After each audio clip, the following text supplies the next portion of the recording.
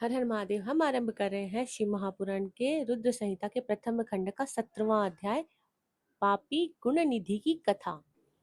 सूत जी कहते हैं, हे ऋषियों, तत्पश्चात नारद जी ने विनय पूर्वक प्रणाम किया और उनसे पूछा, भगवान भगवान शंकर कैलाश पर कब गए और महात्मा कुबेर से उनकी मित्रता कहाँ और कैसे हुई? प्रभु शिव जी कैलाश पर क्या करते हैं? कृपा कर मुझे बताइए। इसे सुनने के लिए मैं बहुत उत्सुक हूँ। ब्रह्मा जी बोले, हे नारद, मैं तुम्हें चंद्रमौली भगवान शिव के विषय में बतलाता हूँ। काम्पिल्य नगर में यज्ञ दत्त दीक्षित नामक एक ब्राह्मण रहते थे जो अत्यंत प्रसिद्ध थे। वह यज्ञ विद्या में बड़े पारंगत थे।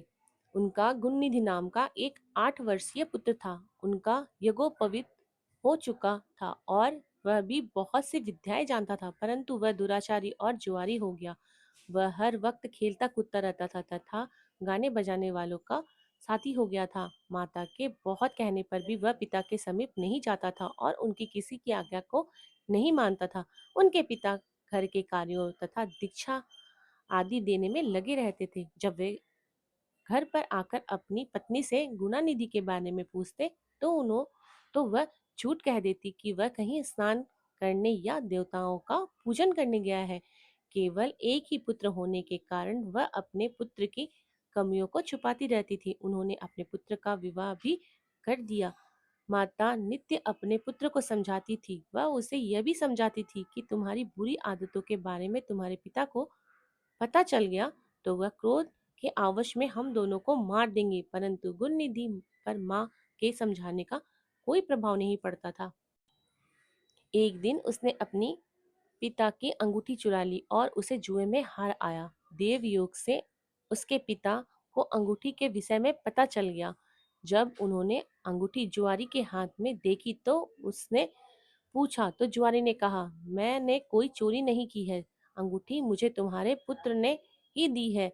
यही नहीं बल्कि उसने और जुआरियों को भी बहुत सारा धन लाकर दिया है। परंतु आश्चर्य तो यह है कि तुम जैसे पंडित भी अपने पुत्र के लक्षणों को नहीं जान पाए। यह सारी बातें सुनकर पंडित दीक्षित का सिर शर्म से झुक गया। वे सिर को झुकाकर अपना मुंह ढककर अपने घर की ओर चल दिए। घर पहुंचकर गुस्से में उन्होंने अपनी पत्नी को पुकारा।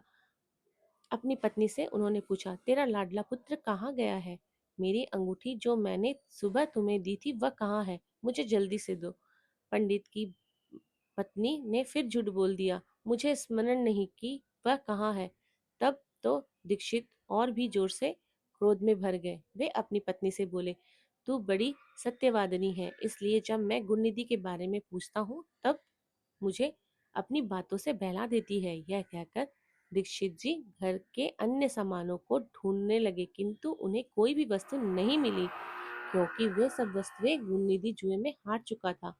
क्रोध में आकर पंडित ने अपनी पत्नी और पुत्र को घर से निकाल दिया और दूसरा विवाह कर लिया।